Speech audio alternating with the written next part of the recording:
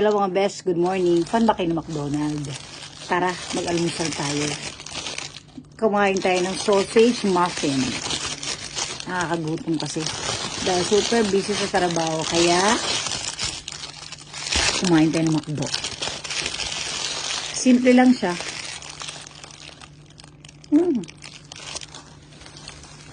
Yummy. Hamburger and cheese. At may bago. Itong drink ko. Sakura yogurt. Malapit ang Sakura. Halos sa mga tumbler sa Japan, ito ng design, Sakura.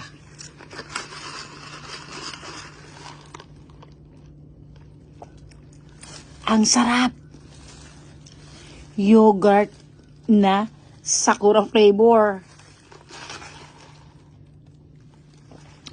Only from McDonald's. Mwah!